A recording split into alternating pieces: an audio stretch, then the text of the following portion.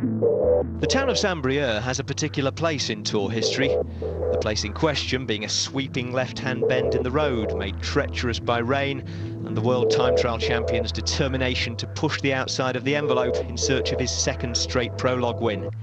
Chris Boardman ripped the envelope, broke his ankle, and nearly got finished off by his team manager in the car behind. That was 1995. 13 years on, another British rider has the chance not to erase that piece of history, but to tag on a new paragraph of his own. Mark Cavendish is probably the fastest sprinter in the world at the moment, and today is the Tour's first sprint finish. Hello, well this is the finish of today's stage in Saint-Brieuc. Not a perfectly flat sprinter's run-in by any means, but then there are limited opportunities for the fast men on this year's Tour route. Now I remember standing here in the rain in 1995 waiting for a British winner who never arrived, so none of us needs reminding of the dangers of building up a homegrown hero in advance, especially when there's so much that goes into just delivering a sprinter to this point in the race. You only have to look back to last year and Mark Cavendish's debut tour when he was denied the chance to even compete for a win by a series of scrapes and crashes. Nonetheless, he's a year older now, even faster and full of belief that he's going to take a stage. Here's Ned Bolting. He can still pass largely unnoticed. A shy smile which masks an iron self-confidence is all you get when you're first confronted with Mark Cavendish. But in the next few days and over the next couple of months, that could all be about to change.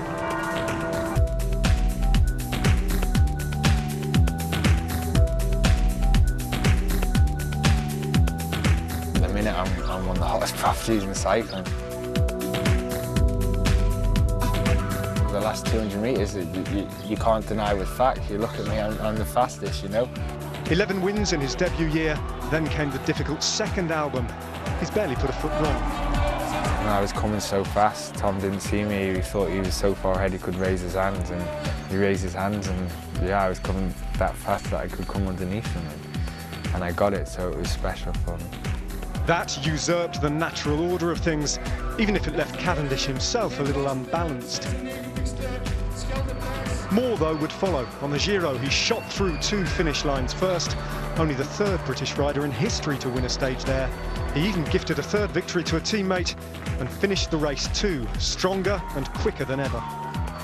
If they needed convincing about his potential, his big-name rivals have all the evidence they need. I mean, he's a really good sprinter. He's for sure one of the fastest one, and last year he took, I think he took a big step from last year. So yeah, he can be one of the biggest one this year. So we'll see. Okay.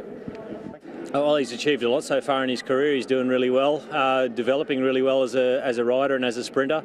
This year, won his first stages in the Grand Tour and the Giro. So I think he's definitely capable of winning a Tour stage. He has wrongs to right from last summer, the fall in Canterbury and then the slight and not so slight misjudgments, which along with more bad luck meant he left France last year with nothing more than bruises. But with no Bonin or Bernati and a muted McEwen to beat this year, the field looks ready for him to rip through. Listen to this for an endorsement of his potential from a man who knows about the race better than almost anyone in the peloton. Cavendish, I mean, that kid's an incredible cyclist. I mean, it's a real honor to be teammates with him. You know, I've been teammates with the best in the world, best in cycling, but I see so much in him, so much potential, even though he's already reached higher levels than most cyclists in the peloton. But I think you'll be seeing him win for the next 10, 15 years. Meanwhile, his assault on Madison Gold in Beijing alongside Bradley Wiggins counterbalances his ambition over the coming weeks. It's not that he wants to choose, he wants them both, and he might just get them. The high esteem in which Mark Cavendish is held by his teammates is matched only by the esteem he holds for the Tour itself. This year, he's in it for the long haul. I want to finish. It's not fair on the organisers, it's not fair on my team, it's not fair on myself if I say I'm going to go into the Tour of France with wanting to quit halfway, you know. I want to finish.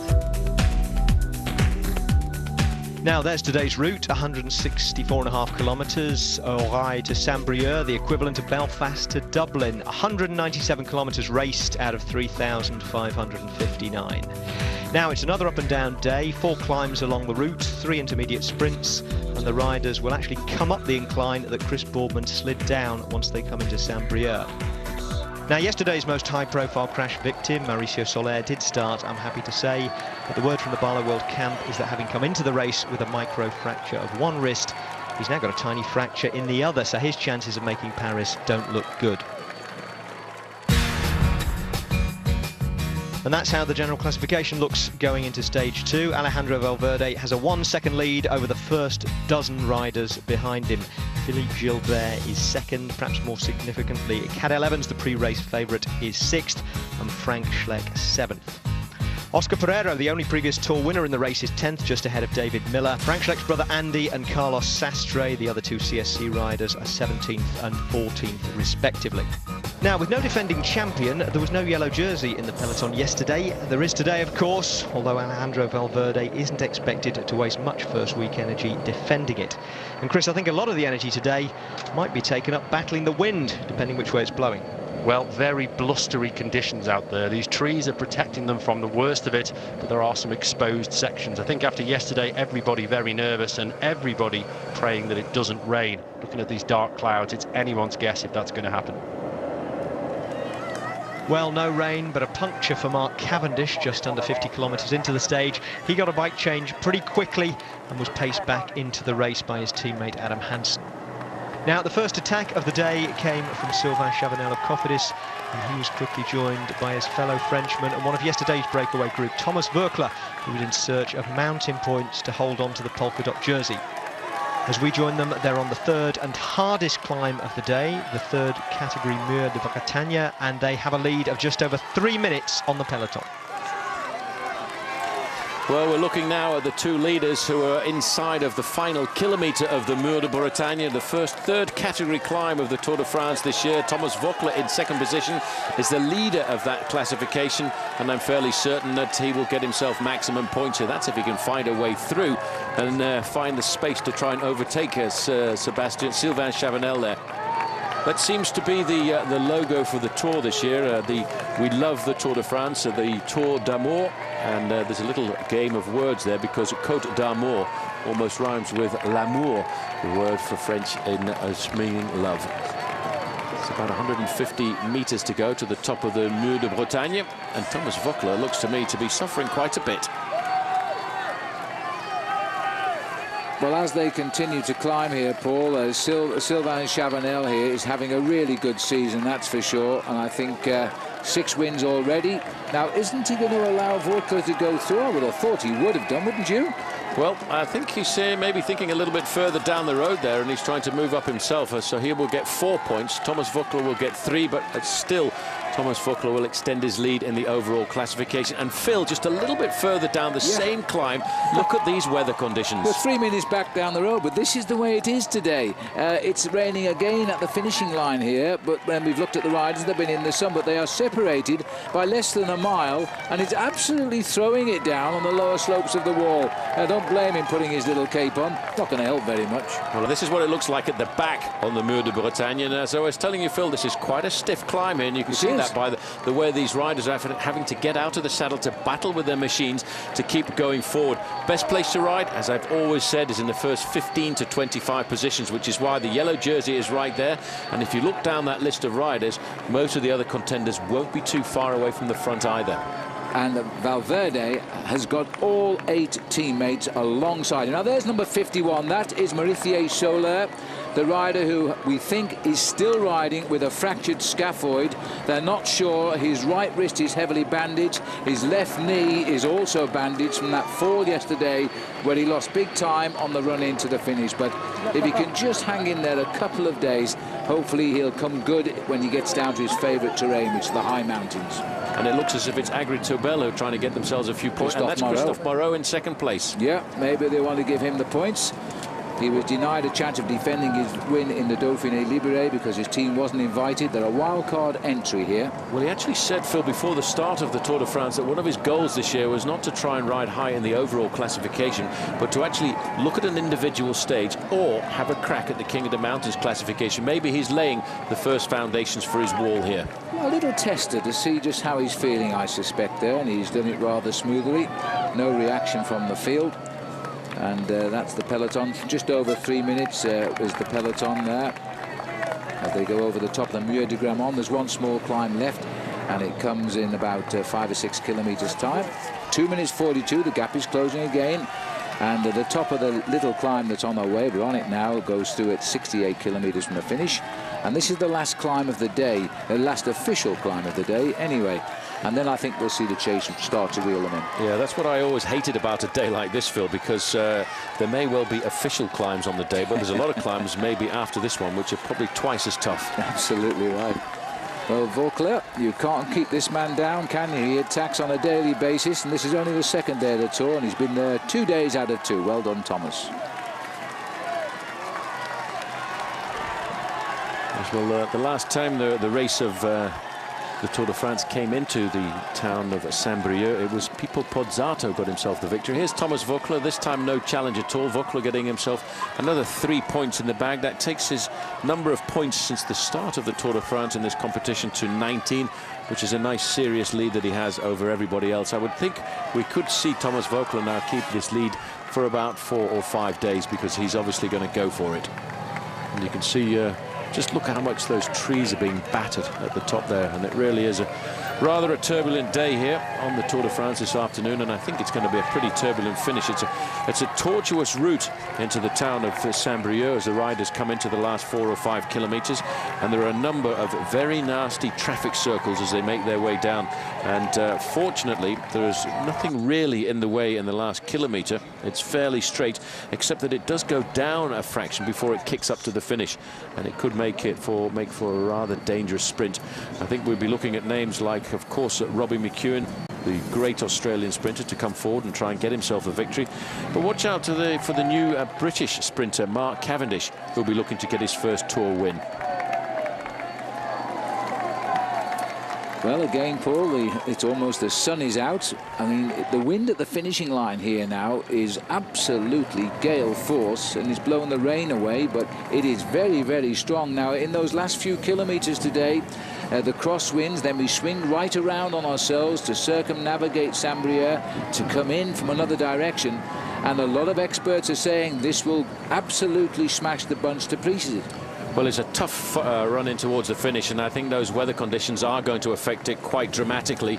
There's a problem at the back here for one of the riders from Rabobank who's slipping back. This is Laurens ten Dam, and just out of interest, a quick story about Laurens ten Dam, Phil. He didn't start his life as a professional cyclist or even as a cyclist. He actually was a soccer player and decided to ride one of these mass participation bicycle races through the Alps and thought, wow, this is quite interesting.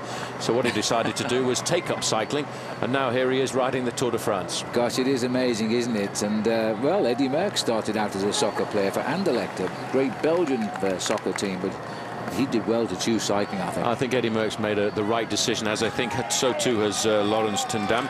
But by the way, he happened to be the goalkeeper.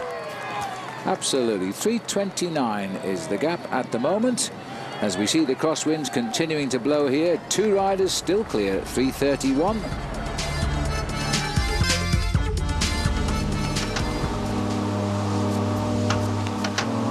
Brittany and its constituent parts such as Finistère, which literally means the ends of the earth, is where France hits the Atlantic Ocean and just crumbles away. In fact, it's barely France at all, and the people of Brittany hardly feel French. Like Asterix and Obelix, though, they are a bunch of overachievers, and on the Tour de France, no Breton has overachieved more than the Badger himself, Bernardino. Parce que c'est mon terrain, c'est ma région, et puis c'est un endroit où on fait beaucoup de vélo. To understand this in a region often battered by Atlantic gales, you probably have to go back the best part of 100 years. The 1908 Tour, as well as the 1907 edition, were won by a Breton-born Argentine who raced under the pseudonym Lucien Petit-Breton. His languid expression and faultless side parting betrayed none of the understated courage of the man. Remember, these were the days of 350, sometimes 400-kilometre stages on heavy steel bikes. Bernardino has a theory. C'est pas différent, mais ce sont des gens qui ont été habitués à la dure. Parce qu'au départ, c'était beaucoup de marins, des paysans, des agriculteurs. Donc des gens qui étaient habitués à travailler dur, ce qui fait que quand ils faisaient du vélo, ils trouvaient que c'était facile. Et c'est ce qui a donné peut-être qu'on ait eu des Bobet, des Robic, moi après, et puis certains autres encore. 40 years after Petit Breton, Jean Robic won the Tour for Brittany in 47. Nicknamed Leatherhead because of his fighter pilot's helmet, he was a man with few graces who would allegedly stand in the doorway of restaurants and bellow, "Oui, c'est moi, Robic." After him came Louis Saint-Bobet, the great French rider of the post-war era. He won 3 times, from 53 to 55. He was more matinee idol than Breton farmer, even though he had to overcome a career-long battle with saddle sores. He rode through it though, and he was brilliant. Then to Hinault. In 1985, the last of his 5 Tour wins was kick-started by victory on his own doorstep. J'ai gagné un prologue à Plumelec. Autrement, bien sûr, j'ai fait tous les critériums qui existaient en Bretagne avant. Donc j'en ai gagné pas mal, oui. Understatement, pride. Bretons are a bit different. They sort of have to be. Il est toujours du vent ici? Il y a très souvent du vent, oui. Du vent, la pluie, ça peut changer. En 10 minutes, ça peut être le soleil. C'est un peu comme dans les îles britanniques, ou comme à Jersey. C'est exactement la même chose. On est au bord de la mer et la mer y joue énormément. C'est ce qui fait aussi que les coureurs bretons ont du tempérament et sont solides. I'm not so sure about that. I would have thought that the Breton wind would produce skinny, streamlined riders. But you don't contradict Bernard Hinault, or he's apt to clip you round the ear with the full weight of his 5 Tour victories. Either way, 2 Frenchmen are prospering in the win today. Sylvain Chavanel and Thomas Voeckler still out front. Now Thomas Voeckler there just at the front of the race, in fact, has just stopped at the side of the road. There's a little bit of a mechanical problem there. I'm not sure what that is at all, but you see how quickly that was orchestrated. The team manager was up alongside him very rapidly indeed. He knew that Voeckler wanted to change his bike. He was out of the car, spare bike in hand, and that change probably took something like 4 to 5 seconds. And very shortly, I should think he'll rejoin Sylvain Chavanel at the front of this bike race. But any time in the Tour de France, any time around any corner, you never really know what can happen. So I think at this sprint point, Thomas Voeckler is going to have to be very happy to get 2nd place. There you go. Just having a look here to see what the problem is with Andy Schleck. Schleck could really be the dark horse of the Tour de France this year. He finished 2nd overall in the Giro d'Italia last year in his first attempt at a 3-week Grand Tour. So these are the 2 chasers. Moreau's had a pretty quiet season, really, and looking up at 37 years of age, he really is one of those riders getting very much into the autumn of his career, and their time gap now is around about the 1 minute mark, I would say, to the 2 leaders, and they're 2 minutes ahead of the main field. So the 2 leaders now, I think they've got the news that the 2 chasers are coming across. I'm just thinking, Paul, if Lelay and Moreau do get up here, maybe the tactics won't be as silly as we thought. Well, I'll tell you what's happening. In fact, Voeckler and Chavanel, I think, have sat up and they're waiting for reinforcements to come from these 2 riders, because obviously 4 pairs of legs are a lot easier to succeed than just the 2 that they've had for the duration of their breakaway this afternoon, and they probably think that accepting reinforcements is a good tactic. It makes sound thinking that, because they know the wind, and these guys, especially because they're French, they know exactly where the problems are. I'm just going to ask Paul Sherry now, when was the last time we had 4 French riders and nobody else in a breakaway? I was just going to think, I have no I was just idea. thinking the same thing myself. It has been an awful long time since the French have dominated this event. It's been an awful long time since there's been a French winner. And 85. The last French winner was, in fact, a Breton, Bernard Hinault. Yes, and he would have been at the front today. I can tell you, if Bernard had been riding, he's a very proud Breton. And we're heading to where he lives, or lived, in Finiac. That's where he did most of his training. He was brought up. He used to ride to college there on his bike, probably thinking that one day he'd win the Tour de France 5 times. Well, maybe not. Maybe not, but I tell you what, he's a tough character, and he's still pretty tough now, in fact, Bernard Hinault. His nickname is the Badger, Le Blaireau, because when you used to put him into a corner, he would certainly come out fighting. 4 riders up front now, and if they do get together, 2 on the same team as well. And this is now giving us quite an interest. Now you see Moreau, even though he's a teammate of Lelay, he's allowed, or made David Lelay do most of the hard work here, 67% of it. I think that makes sense, and that's an indicator to us that Moreau, he might also be the unwilling man in the breakaway right now. He didn't really want to be here, but he's gone with his young teammate in his first Tour de France, who lives in the region.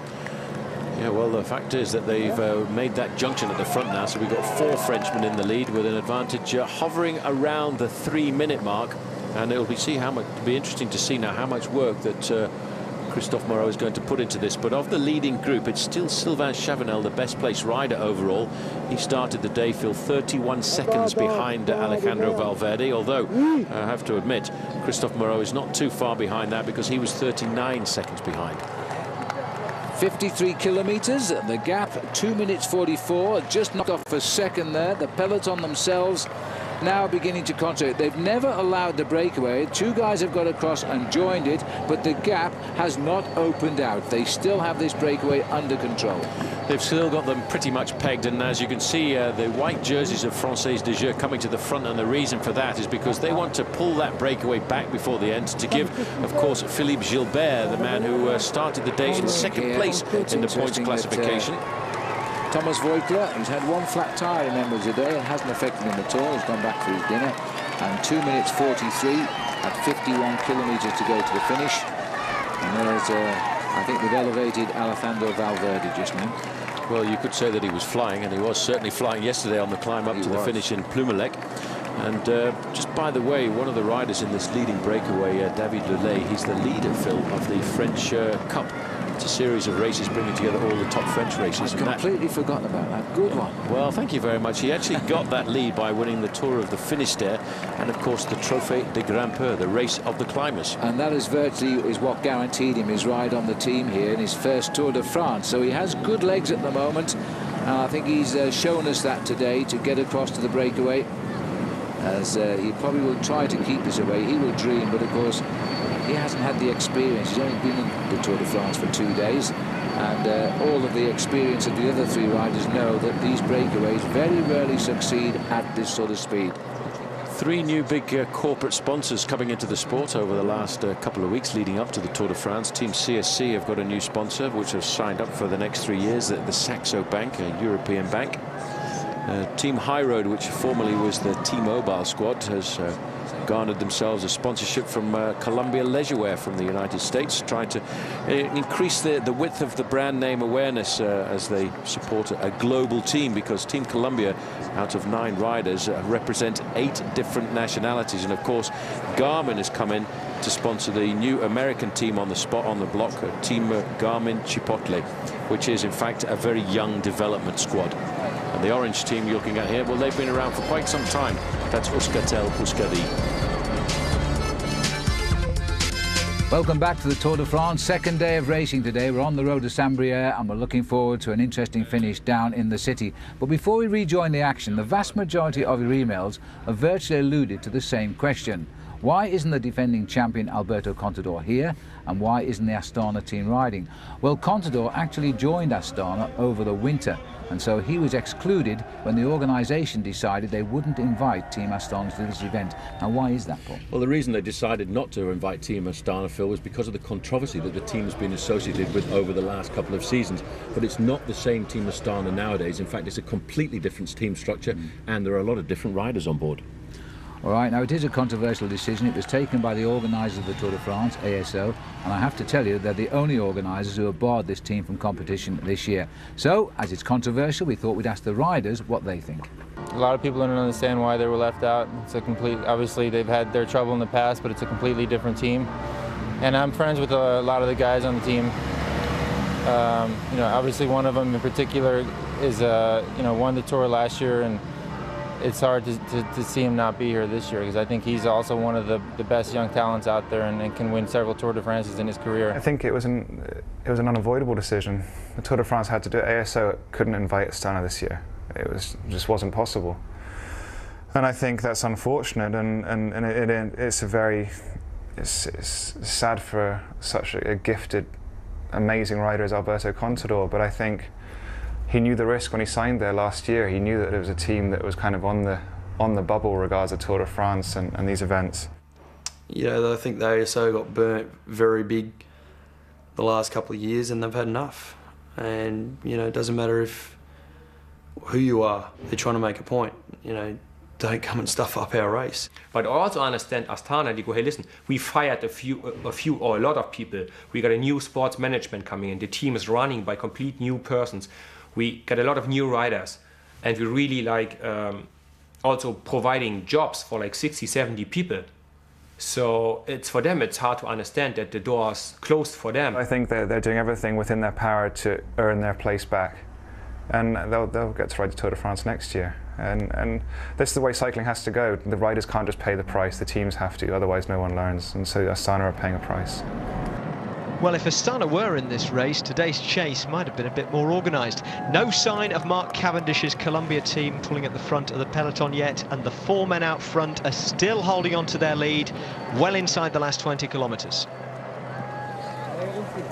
Just having a look there at the Breton flag as we're at the back end of the main field, and the back end of the main field now is covered in riders from Caisse d'Epargne, the team of Alejandro Valverde, and the reason for that is they've done the majority of the pacemaking in the race so far in pursuit of this 4-man leading group, which is now down to around about a 58-second advantage. There's a slight pause here now as the sprinters are trying to wait and decide which one of the sprinters' teams is going to turn up the gas to chase down that leading group of 4 riders, because I do believe that the main field now feels that they've got this pretty much in the bag. Quick Step have turned off a fraction there, Phil, and this is a very dangerous game to play. They're starting to put that little bit of poker together. But they don't want to chase just yet, but they want to pull them back. It's because the sprinters haven't sent riders up to ride. The sprinters are afraid too. There's a little bit of a psychological situation developing in the front of the peloton now, because normally each team that has a recognised sprinter who could win would be expected to send a man into the chase, and nobody's sending anybody up. So now a little chance here, perhaps. We're stretching it just a bit. They get 1 minute, but remember that man's going up and down the motorbike. The official gap has already stretched out a little bit, 62 seconds. Not a lot, it all helps. Red spot, though, that doesn't look so good. Well, we're still looking at 8 kilometres. Inside of 10 kilometres to go. Now, that would be ideal for the main field.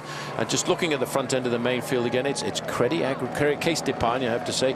The black and red jerseys of the leader, the yellow jersey, Alejandro Valverde, have decided, well, if the sprinters don't want to keep the pressure on, we'll keep it up there, because as we get a little bit closer to the finish, and they smell that victory, the teams of the sprinters will start to work. Because if they don't close that gap down, then Sylvain Chavanel will be the leader of the Tour, because remember, overnight his advantage, or deficit rather, is 31 seconds on Valverde. At the moment he sits at 1 minute and 3 and going up again.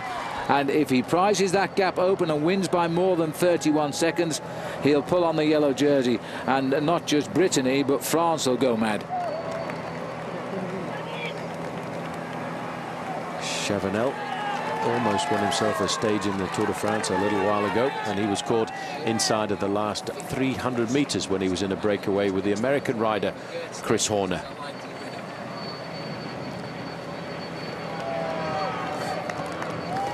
Crédit Agricole, Paul, have put a man on the front now, so the sprinters at last have had to crack and send men up to the front to drive. This breakaway has hung for a little bit too long for these guys now. 7.3 miles to go, just under 12 kilometres, and it is Crédit Agricole for the God of Thunder, Thor Hushoff. He says he wants to win the green jersey. He's the only Norwegian ever to have won it, and he wants it again. Well, he needs to start laying the foundations for victory in a competition like that, Phil, because he didn't do too well yesterday on the climb up towards the finish, but it certainly was not his kind of finish, I have to say. But here you can see all of a sudden the urgency has come to the front end of this main field as the sprinters now are starting to bear down on their prey, and they've got a 3/4 of a minute advantage, but it's still a difficult, tortuous route. Now it's up to Team Quickstep on the front. There's Fabian Cancellara on the left-hand side there with the orange glasses on, and he's a man who could create the surprise here this afternoon, although I'm surprised to see him so close to the front. Right behind him is Frank Schleck in the red, white and blue jersey as the champion of Luxembourg. Very shortly, once they get to a 400 or 500 meter straightaway, they will all of a sudden be able to see that leading group of riders. There's the 10-kilometer pointer, a slightly more accurate time check at 45 seconds. The time check we give you on the graphic at the top of the screen is worked out on 2 motorbikes carrying GPSs, so it works out the difference between the 2 riders, and we use it more of a guide to notice whether the time is going up or coming down. It does give us an idea. Over on the left, Rabobank, they should be looking after Oscar Freire this afternoon. But again, there's a lot of teams, Phil, moving up to the front end of this main field to wait to get themselves organised. But just look, this is the windy little road that takes us into the outskirts of Saint-Brieuc. That's right, and we're now turning gently round now. The wind is swinging from the shoulder. Eventually it will come onto their noses as we race up towards the finish. But what worries me, Paul, is, and you remarked that they would probably take out the central reservation of 500 metres, but they haven't. They've put a straw bale on it, and it is in an incredibly dangerous position. Well, I'm sure that information has been communicated back to the riders, which I have to say allows me to back up why I still believe it's very good to have race radios. I know you don't agree with me. No, it's okay for security. It's the tactical bits I don't like them giving to the riders, but I like to think that they've got the brains to race for themselves. 40 seconds is the gap now, and just look at that main field stretching out into that big long line. There's a lot of nervous riders at the front end of the main field. It's at this point that everybody's starting to tighten up their shoes. They have Velcro straps on the shoes to keep them nice and tight, and they will make sure that they're as tight as possible and getting themselves in that psychological position, Phil, to take all of the risks necessary to win a bunch sprint in the Tour de France. 36 seconds. The catch is not far away now.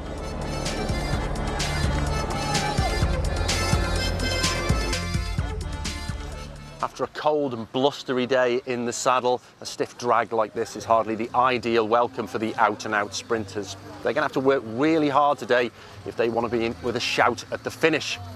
Really difficult terrain too, undulating like this for their teams to control. So I think as we get to the bottom of these short ramp and the race bunches up, that we can expect to see some final kilometre attacks. Our hopes, of course, well, they rest with the man from the Isle of Man, young Mark Cavendish. Can he be the first person to get a win for his new team? He admits himself to being arguably one of the fastest men in the world over 200 metres, but it's getting to that jumping off point that's the real challenge. This might not be the fast, flat finish he'd prefer, but the chance to win a Tour de France sprint stage is a precious thing, and they seldom come gift-wrapped to order. So come on, Team Columbia, marshal your forces behind Cavendish. We're dying to call him the miniature Manx wonder, and help us expunge some of those dark memories of Saint-Brieuc.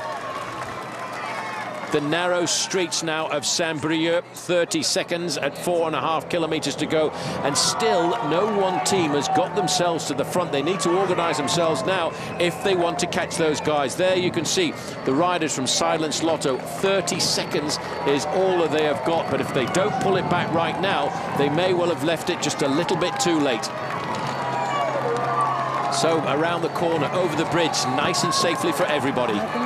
24 seconds is the gap. The roads are unkind to the leaders now, I have to say, and they will turn into a blockhead wind. The wind is not quite as strong as when we came on air, but it is still pretty powerful. Oh, that's not good. They just pulled out the neutral service vehicle. That's a bad sign, and psychologically it whacks a rider in the face because he knows the main field are coming back very quickly. Well, Moreau now is absolutely burying himself, but look at Thomas Voeckler looking over his shoulder, not feeling very confident now. He's wondering whether or not the main field are going to come back. The team, Phil, that has decided to set the tempo on the front end of the main field is Team Quickstep. Now, is it for Gert Stegemans or is it even for Matteo Tossato? Well, Tossato will be in there somewhere. He is a strong man, but look at the efforts now. This is an incredible chase, and we'll see Team Columbia move up. They've got blue jerseys down there. They're the lighter all-blue strip because they're thinking of Mark Cavendish as well. George Hincapie will be the strong man. There they are in the distance. Oh boy, they've left it late at 2.8 kilometres. This is not a done deal, and that's what Sylvain Chavanel thinks. He's moved off the front and he's got just enough time to make the finish. Well, he's got to give everything now. This is a do or die move. You saw there that Thomas Voeckler tried to get across the gap. Now that Chavanel has opened up his advantage, he has to ride and not even look back. He's got to make his body hurt. He's got to not listen to the message from his body to stop the pain. He's got to keep the pain for another 2.5 kilometres. He's actually extended his lead over the front end of the main field. This was the move that he had to make, and he's flown alone. You are looking at a former time trial champion of France here, and in fact he is the current time trial champion. He just won it a week ago, as he now settles in to the chase on his own. He has the legs if he's strong enough, and he's the absolute hero of the day. He could have led this race for 162 of the 106 64 kilometres. There's the peloton now snapping up the breakaway one by one, but they may have left this a little bit late.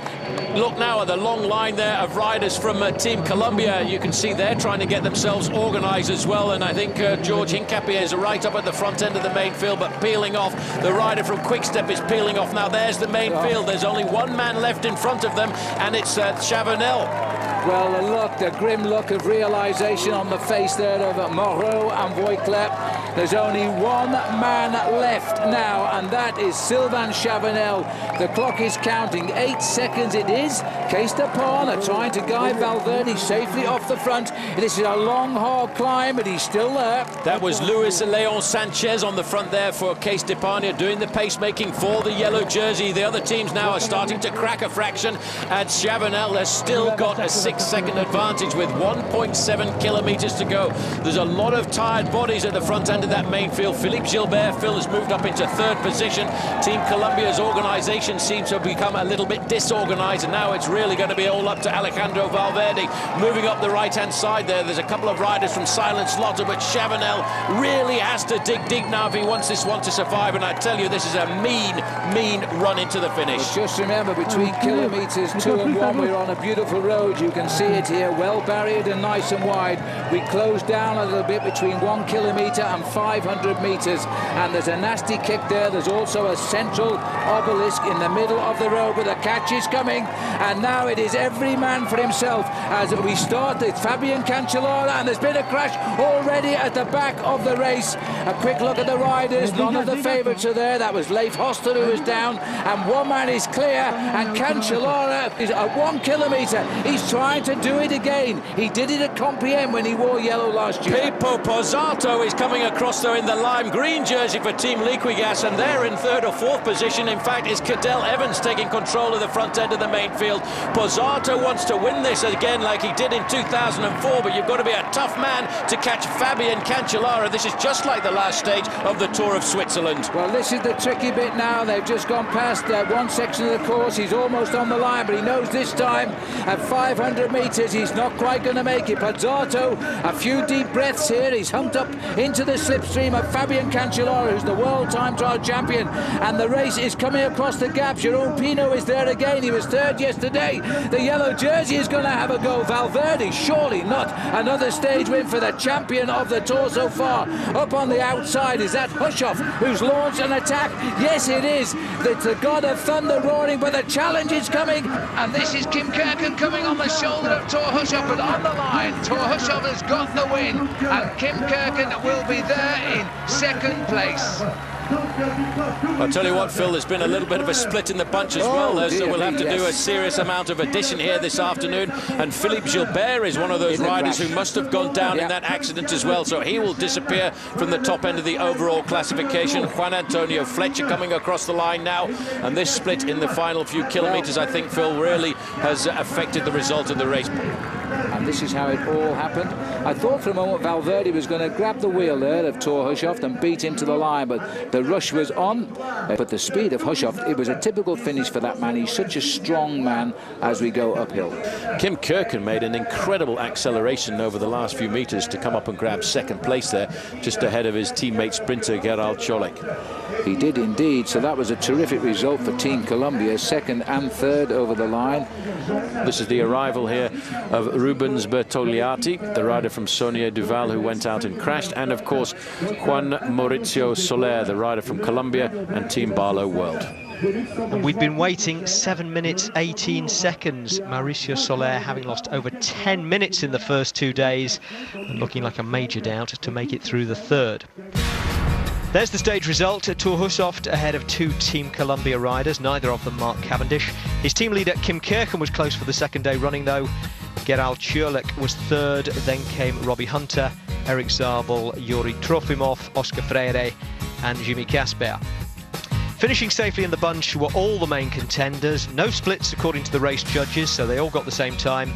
Alejandro Valverde was 12th, Cadel Evans 21st, and David Miller finished alongside Mark Cavendish 26th and 27th. So somewhere in the sea of heads behind Thor Hushovd's large and distinctive one was our hope for today. Sprinters have a habit of sitting up once they know they're not in with a chance of the win, and once Cav's teammate Kim Kirchen had picked up the green jersey after his pair of consistent finishes on the two opening stages, he offered an explanation.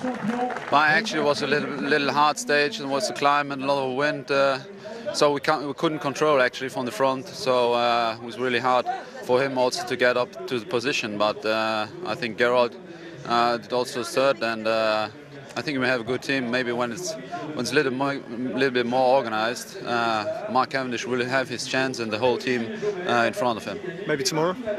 For sure tomorrow. For sure today, though, it was Thor. 6 stage wins in 7 Tours de France now, and he'll be looking to relieve Kirchen of the green jersey once that race hots up. He spoke to Ned. Thor, that was a real statement of intent today. Do you consider yourself now maybe favourite for the green jersey? No, it's still early, but I mean, my form is great, and today everything works well. The team, my leader man, Mark Renshaw. So, but it's still 3 weeks to go before we end Paris. Typical Thor Hushovd win, wasn't it? Strong. It suited you, this finish. Yeah, it did. I knew it was a good sprint for me. I did this sprint before for a 4th or 5th place, and then I won it. So I knew it was a good sprint. But but I just almost can't believe I won it again. A great day for Thor, and a pretty good one for Alejandro Valverde, well protected by his team and still on course, in theory at least, to be the first man for 73 years to wear the yellow jersey from start to finish. There were some changes behind him though, chiefly Kim Kirchen moving up to 2nd. Cadel Evans is up a place 2 to 5th, and David Miller is into the top 10 at number 7. The gaps are all the same though, and they continue back down the line. A dozen riders at 1 second off Valverde, then 30 odd at 7 seconds. Mark Cavendish remains 2 minutes behind, thinking about stage wins. Chris Froome is 6:34 back in 170th. So 2 stages down in the 2008 Tour de France, including, Chris, the first sprint finish. Mark Cavendish didn't feature in it, but it's in the mentality of the sprinter to just look ahead to the next day, and tomorrow is another chance for him. They often, if they're not in the hunt, then they give up completely, and we saw the same with Robbie McHugh, and he was round about the same place. So with just a minute to go in the event, they decided it wasn't for them and they let go. So hopefully tomorrow another day, and it's very much more suited to the sprinters that run it. Anything to pull out of the first couple of days in terms of the overall? Anyone who's impressed you? I suppose Valverde's laid down the gauntlet to everybody else. Yeah, I mean, we've seen the conditions have really forced the favourites to ride close to the front to make sure they stay out of trouble. We saw Castapagna ride a lot today. He used a lot of energy, but they decided that was the lesser of evils to make sure that they stayed safe. We've seen all the favourites. Evans featured heavily at the front as well. So everybody's been forced to play, and it's you can see who's strong and you can see who isn't. And the favourites will be heavily protected tomorrow in advance of the time trial on stage 4. All right, before we go, let's take a look at the competition, your chance to win a fabulous road. All right, let's take a look at tomorrow's stage. There it is, 208 kilometres from Saint-Malo down to Nantes. Edinburgh to Aberdeen would be the equivalent. 362 kilometres raced so far, by the way, around 10% of the total. Now, this really is a flat sprinter's stage. Look at that, 3 intermediate sprints for those interested in picking up points for the green jersey competition, and not much else before what should be a blazingly fast finish in Nantes. We'll have highlights of that stage for you tomorrow night at 7. 7, of course, our regular time for highlights throughout the week. Now, what is new this year is that even when we're not live during the week, you can be. If you're a Sky Satellite or Virgin Cable subscriber, you can see every pedal stroke of every stage Monday to Friday by accessing your red button. Don't forget itv.com/tour, of course. That's the place to download the podcast or send us an email. Otherwise, we will see you back here tomorrow night at 7 o'clock for stage 3, Saint-Malo to Nantes. Another chance for Mark Cavendish. Good night. Anywhere the sleep dust lies, it decorates your eyes. When do I get some sleep? Stranded in June, whistling the same old tune. Last year, I think he took a big step from last year. So yeah, he can be one of the biggest ones this year. So we'll see. Okay. Oh, well, he's achieved a lot so far in his career. He's doing really well, developing really well as a rider and as a sprinter. This year won his first stages in the Grand Tour and the Giro, so I think he's definitely capable of winning a Tour stage. He had wrongs to right from last summer, the fall in Canterbury and then the slight and not so slight misjudgments, which along with more bad luck meant he left France last year with nothing more than bruises. But with no Bonin or Bernati and a muted McEwen to beat this year, the field looks ready for him to rip through. Listen to this for an endorsement of his potential from a man who knows about the race better than almost anyone in the peloton. Cavendish, I mean, that kid's an incredible cyclist. I mean, it's a real honor to be teammates with him. You know, I've been teammates with the best in the world, best in cycling, but I see so much in him, so much potential, even though he's already reached higher levels than most cyclists in the peloton. But I think you'll be seeing him win for the next 10, 15 years. Meanwhile, his assault on Madison Gold in Beijing alongside Bradley Wiggins counterbalances his ambition over the coming weeks. It's not that he wants to choose, he wants them both, and he might just get them. The high esteem in which Mark Cavendish is held by his teammates is matched only by the esteem he holds for the Tour itself. This year, he's in it for the long. He can still pass largely unnoticed. A shy smile which masks an iron self-confidence is all you get when you're first confronted with Mark Cavendish. But in the next few days and over the next couple of months, that could all be about to change.